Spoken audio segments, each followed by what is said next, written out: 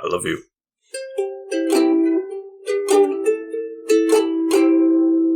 Welcome back to the Couch Potatoes. Plenty of room here on the couch. Come on in. Have a seat. You're so welcome. You're so lovely. We love you all. Unless you're a bad person, in which case, thanks for listening. Then we don't like you so much. I'm the Green Traveler from Gorsh. And I am the Faceless Leon. This is a podcast about movies and TV, and it's called Green and Faceless on the Couch. And like we said, welcome. Yeah. Whee!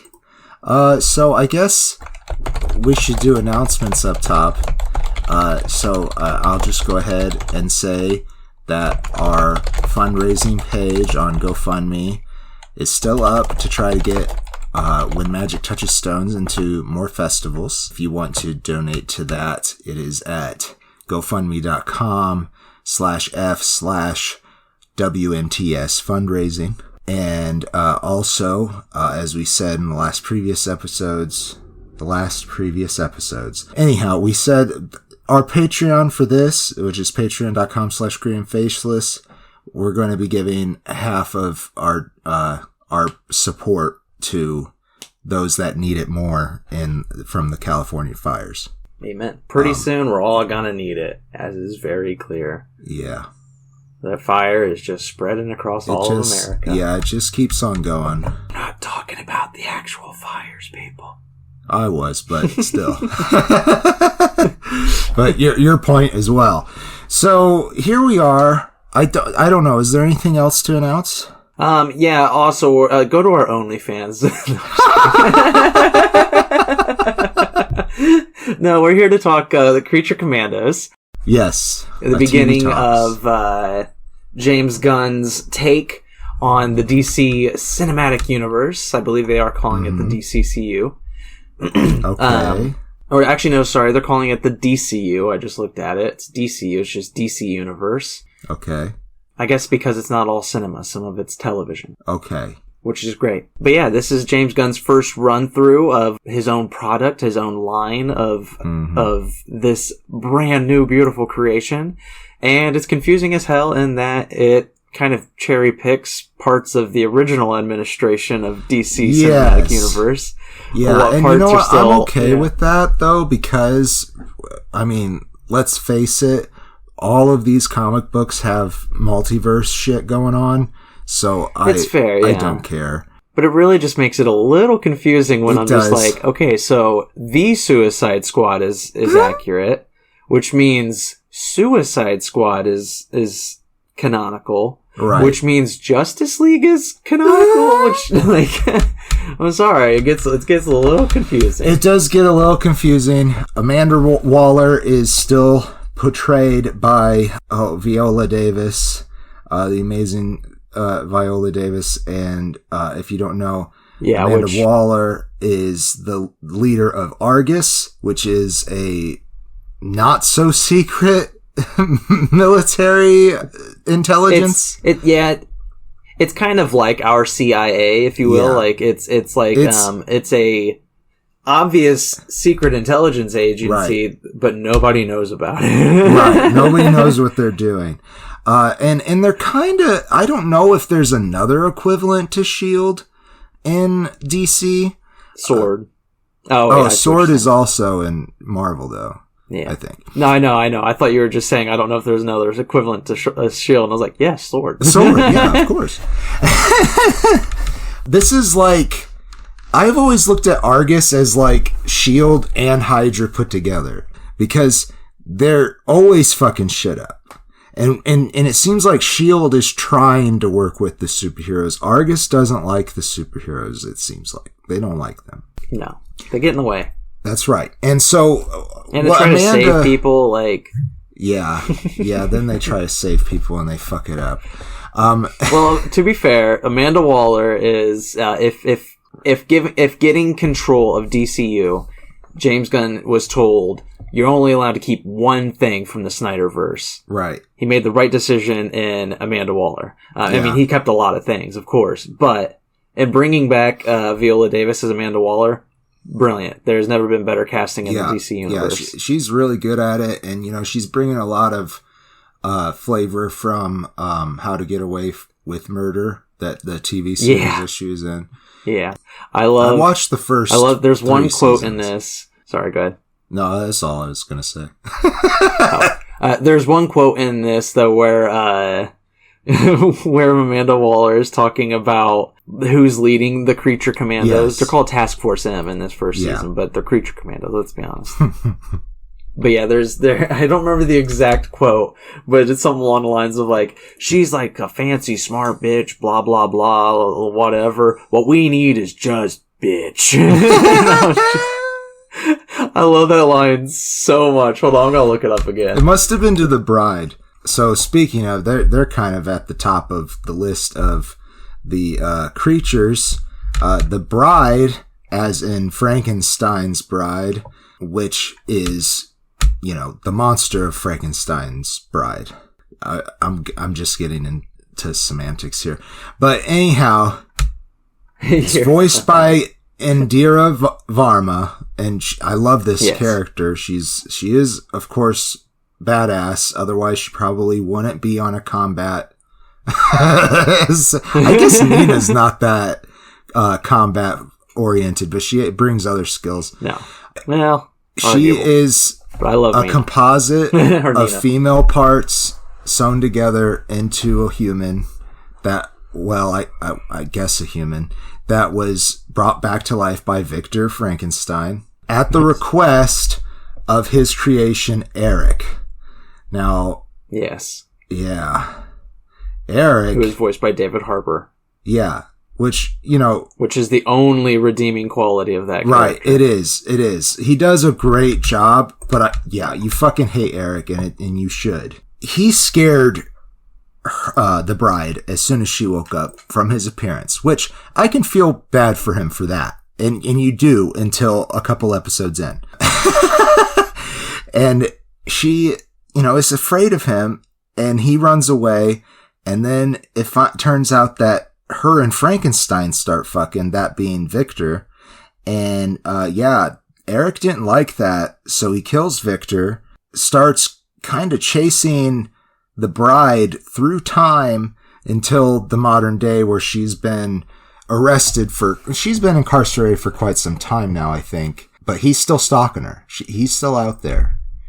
And yeah, he's a creepy fuck. He is a creepy fuck. To get back to the Argus people, I found that quote, by the way. I think we should bring up Rick. What? I found that Amanda Waller quote, by the way. Oh, yeah. And then we'll go into Rick. Yeah, because I think she was talking to somebody about Rick, I think. Mm-hmm. Because she says, we need to find a leader who's less whiny little bitch and more just bitch. I fucking love it, man. Really She's funny. Amazing. Frank Grillo plays Rick Flag Sr., which is confusing. That's probably one of the more confusing parts, because it makes his son Rick Flag Jr. canonical and his death in the Suicide Squad canonical. So there's a lot of things that he's bringing in, but is not going to bring in. I don't know. We'll figure it out. I'm willing to just let the dice lie and let him use what he wants to use from the pile of shit that he was given. Because it was a pile of shit, and they gotta do better, right?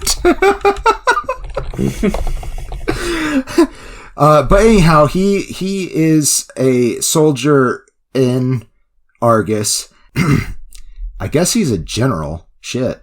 Leads up this task force, which the whole point of the show is that Amanda Waller was told that she can no longer use humans in her task force. So task force X is what they call the Suicide Squad. And if you don't know the comic, she puts bombs in their heads and then tells them to go do a mission. And if they don't do it, then they're going to get blown up. And now that sounds like, wow, why would she just do that to people? They are prisoners, and they do get their sentences reduced by doing this. However, she's not allowed to do that anymore because it went bad too many times. And so she started Task Force M, which you mentioned is the title of this team, and the show's called Creature Commandos. So it's same thing, But now they're people that she can say legally aren't people. If that makes sense. So we get the return of Weasel, the only returning member from the Suicide Squad. But he is so fucking funny that it's worth bringing him back, I think. He's voiced by Sean Gunn, who also voices another character. I do want to just mention that I did like getting to know Weasel a little bit more. So, dude, I loved getting to know Weasel. He's cute. I think he's disgusting. So I was talking to our friend, Professor Ron Valdez-Scald earlier this week. We had a nice little phone call. It was lovely. And he was telling me, we were going through our favorite characters and everything. And I told him that my 3 favorite characters are, number 1, Weasel. Weasel's phenomenal. Mm-hmm. Like, he's got such a bittersweet, like, heartbreaking backstory. Yeah. And then there's a moment in the show, too, where he's cornered by a pack of wolves. Yeah. And he fucking makes them fall in love with him. Yeah. He's just like, they're all growling about to kill him, and he just like picks up a stick, and they're just like, oh fuck, we're playing. Oh fuck, we're not fighting, we're playing. Oh fuck yeah. He kills me. He's my favorite character. Like, he's amazing. But yeah, Sean Gunn also does G.I. Robot, who is questionably enjoyable. I love him, but at the same time, he's got some qualities that are... He is not sentient in the same way as the rest of the team. Like we said, he is a robot. He was created for World War II and specifically programmed to kill Nazis. After the war, there were no Nazis to kill. So he kind of just was degrading until this guy picked him up and they became friends, and that was all nice. And then that guy brings him to a neo-Nazi meeting, and he's like, oh, you're Nazis. It's time to do my thing. And it does bring him so much joy to just kill this room full of Nazis. And you know what? I don't begrudge him for it. I just don't. I do like G.I. Robot, but I gotta be honest, I took a big break in between watching some of the episodes. Forgot that he was a character until they brought him back in the last episode. Because there is a big chunk of the show that he is not in action. Yeah. And then we'll say that there is a post-credit scene, a couple of them. Well, not really, I guess. There's an epilogue, then the credits, and a post-credit scene. The epilogue, though, that has, let's say, a sneak peek at what we can expect from season 2. Right. And one of those is a new design for G.I. Robot, which is just fucking hilarious. It's hilarious. It's very American government, where it's just like, okay, that worked, but it could be bigger. But I definitely thought it was Robot Man. I definitely, or whatever his name is, the guy that Brendan Fraser played in Doom Patrol. Gotcha, yeah. It's not, but yeah. Oh, I know. But when they brought him in, but he said his name basically immediately. I'm G.I. Robot, reporting for duty. You can always rebuild a robot. One of our favorite voice actors to talk about is in this, because why wouldn't he be? He's also a talented face actor, Alan Tudyk. He does 3 voices for this, because we shouldn't expect him to do any less. He plays primarily Dr. Phosphorus, who is a radioactive metahuman, and he is always wreathed in flame, and you can see his skeleton, or something that looks like a skeleton, because really he's just like plasma, I guess. Yeah. At one point, the bride calls him Ghost Rider, and I thought that was so fucking funny. Yeah, there's a lot of good humor in this. Like, James Gunn's not holding back. He's throwing some bangers in. There's some funny shit, for sure. Yeah. Like I said, he plays Dr. Phosphorus, and when they do his backstory, it turns out that he was like a really decent dude, a scientist who just got in bad with Rupert Thorne, who is a big gangster in the comics. that got him killed. Well, has got his family killed and got him put into his nuclear fusion machine, which didn't kill him. It turned him into this. And then he kills Thorne and takes over his business. Hell yeah. And then, like, up until his episode, I was like, man, Dr. Phosphorus is kind of just an asshole, isn't he?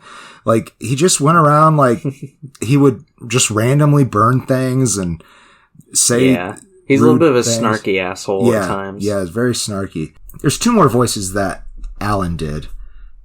One being Will Magnus, who's a scientist who's in it very shortly, that worked on G.I. Robot. And then he's also reprises his role as Clayface, which I was curious when they brought the character in. I was like, are they going to use Alan Tudyk? And then he started talking. I was like, well, it's not the same voice, but it sounds like Alan Tudyk. So, it's really funny. It's kind of curious. Kind of curious, too, because James Gunn has mentioned that if any of these characters are brought to a live-action role in the DCU, they will be played by their voice actor. Oh, hell So yeah. I'm curious if they're going to have, like, Dr. Phosphorus and Clayface be played by Alan Tudyk, or if they're just going to choose they could. One. I mean, because if they know, oh my God, the guy, the animation they did for him before he's Dr. Phosphorus looked a lot like Alan Tudyk. They did a good job. Oh yeah, definitely. Yeah, and it's especially with Clayface, it's curious even because Mike Flanagan's doing a Clayface movie. Oh. That's going to be an Elseworlds. It's not going to be part of the DCU. Right. It's going to be like the Batman, where it's like hanging off in its own little area. That's curious. But I'm like, please let that just be Alan Tudyk as well. That would be fun. But I do like the idea of Clayface. Like, in the comics, he's definitely back and forth on his morality. You know, sometimes he's a hero, most of the time not. And I just like him because he is an actor. And what would an actor do if, like, his face started falling apart? You know? Right? Yeah. Oh, and he's, an amorphous blob person, just like me. I think once upon a time we actually mentioned that he was a cousin of yours, didn't we? That is right. He is. He doesn't like to mention me. That's just because, he's got this rep, and I'm just a little podcaster boy. Anyhow, Zoe Chow plays Nina Mazursky, who is the last member of the task force. And she also started her life out as a human.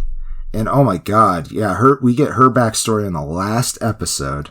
And I don't know, I kind of want to leave that, even though it's sad and worth talking about. Let me just say that it's the one thing I hated the most about season 1.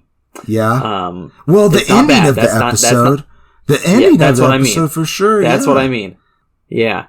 It's her backstory is just as... I hope they change that, because, why did her backstory is just as beautiful and heart-wrenching as all of the other creatures. Right.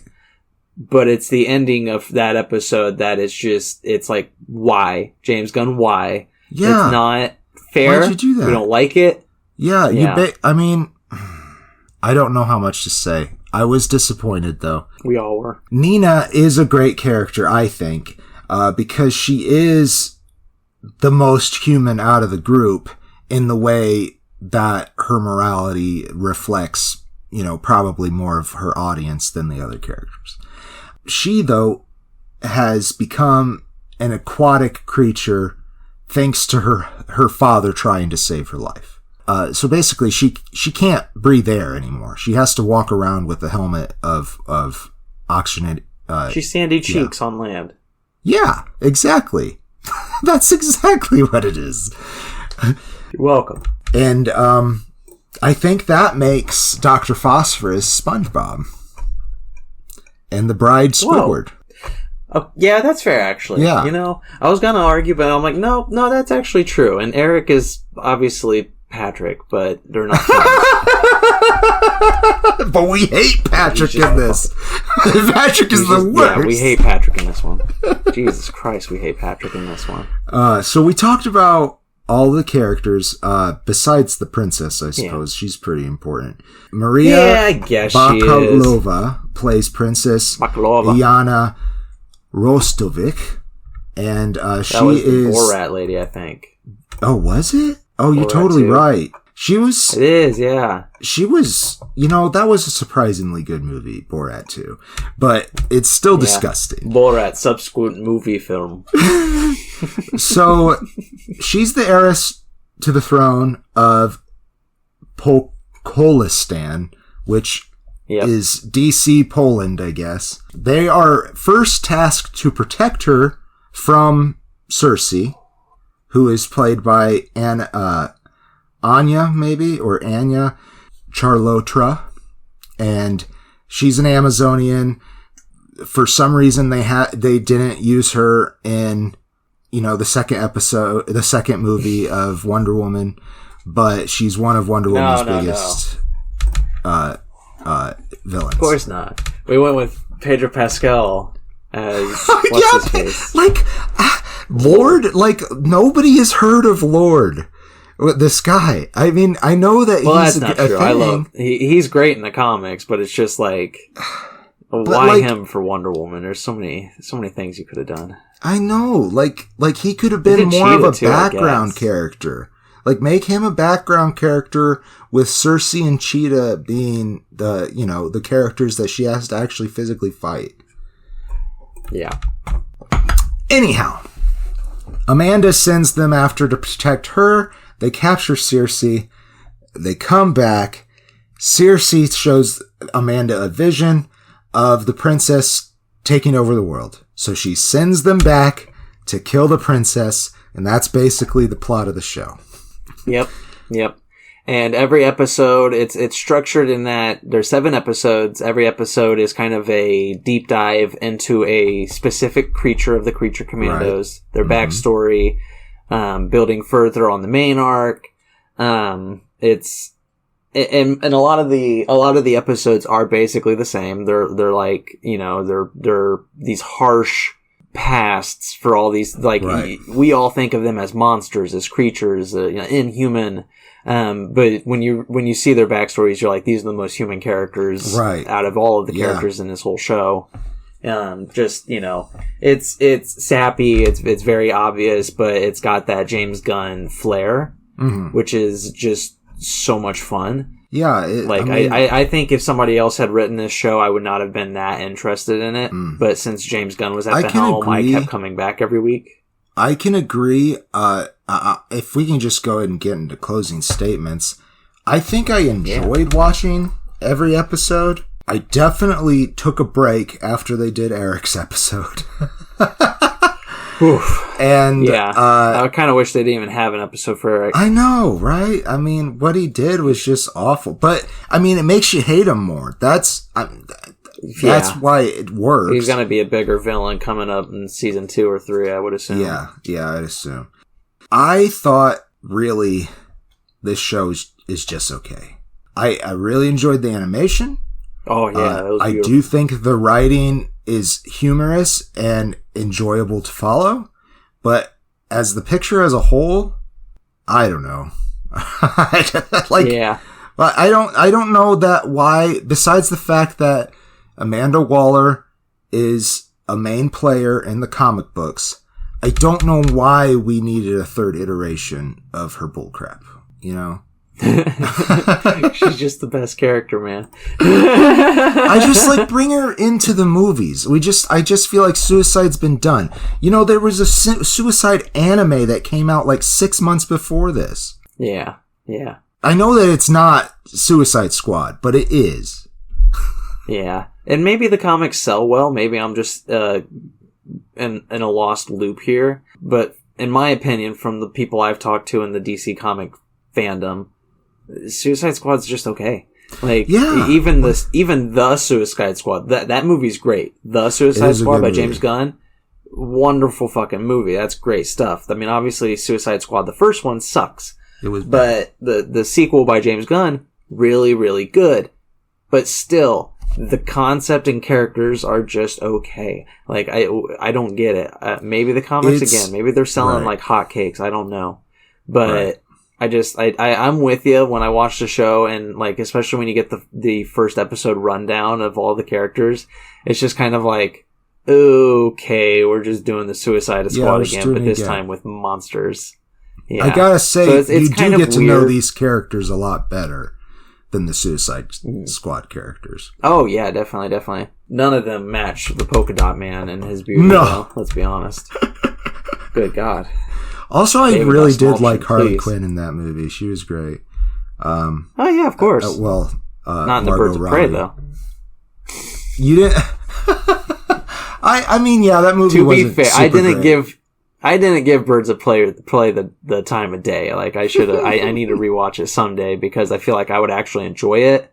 Yeah. I just remember, like, I was in a so done spot with the Snyderverse at that time that when I went to watch it, I was just like, sleeping. I totally get it. I think that Margot Robbie's part in it is pretty great.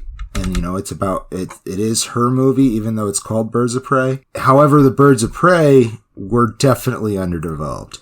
Secret review of that movie. Anyhow. 2 stars. No, I'm just kidding. This show, though, I will give a full face because I did enjoy each episode. I'm just not so sure how I feel about it as a whole. However, I will watch next season probably, at least the first episode. Yeah, exactly. It definitely got me on board James Gunn's and Peter Safran's DCU. I'm definitely excited for what they have cooking. But it is just same. I think it was a good teaser for that. But it is just same shit, different day. You know, I love the episodes too. I love the characters for the most part. There were some choices that were made that I just hated, of course. But I think for the most part, it's a good show. It's just, it's all set up. So it's like, you know, it's gonna be more loved in the future when we have more things to build off of it and look back on. But as it stands right now, it's just a 3.5 star show. It's like, it's good. It's just, it's by itself right now. Yeah, that's true.